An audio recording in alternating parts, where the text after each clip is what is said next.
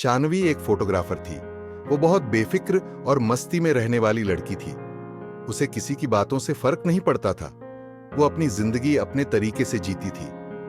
शानवी को नई नई जगहों पर घूमना बहुत पसंद था, खासकर पहाड़ों में। इस बार भी वो अकेले ही एक नए हिल स्टेशन पर आई थी जो एक गांव के पास था।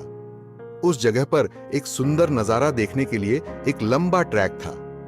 शानवी ने अपना बैग पैक किया और कैमरा लेकर ट्रैक पर चल पड़ी। रास्ते में और लोग भी थे, लेकिन शानवी सिर्फ उस ऊपर के नजारे के बारे में सोच रही थी। चलते चलते उसे एक कच्चा रास्ता दिखा जो शॉर्टकट लग रहा था। उसे ट्रैकिंग का अच्छा अनुभव था, इसलिए उसने वो रास्ता ले लिया। कुछ देर चलने के बाद उसे एहसास हुआ कि वो रास्ता गलत था।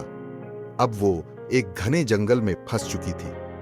वापस जाने का रास्ता भी समझ नहीं आ रहा था और फोन में नेटवर्क भी नहीं था। शानवी घबरा गई थी। तभी उसे एक सुंदर कैफे दिखा। वो खुशी खुशी कैफे में चली गई। अंदर बहुत सुंदर डेकोरेशन थी और कुछ लोग हंसते खेलते बैठे थे। वेटर जब मेनू कार्ड लेकर आया तो शानवी ने उसकी कलाई पर जलने का निशान देखा। उसने ध्यान नहीं दिया और जल्दी से खाने का ऑर्डर दे दिया।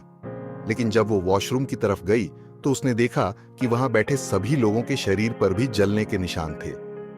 अब उसे थोड़ा अजीब लगने लगा। वॉशरूम में मुंह धोते वक्त उसने शीशे में देखा कि पूरा वॉशरूम जला हुआ था और उसे लोगों की चीखें सुनाई देने लगी। थोड़ी देर बाद सब कुछ फिर से सामान्य हो गया। शानवी को अब समझ में आ गया था कि कुछ तो गड़बड़ है, लेकिन भूख लगी थी, इसलिए उसने जल्दी से खाना खाने का सोचा।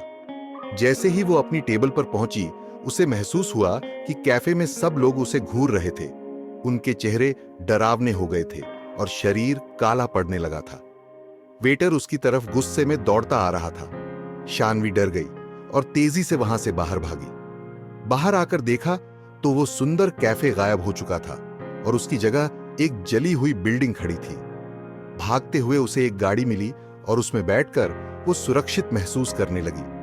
लेकिन जब उस आदमी ने उसे बताया कि कई साल पहले उसी कैफे में आग लगी थी जिसमें लोग जलकर मर गए थे, तो शानवी को सब समझ में आ गया। फिर उसने देखा कि उस आदमी की गर्दन पर भी जलने का निशान था।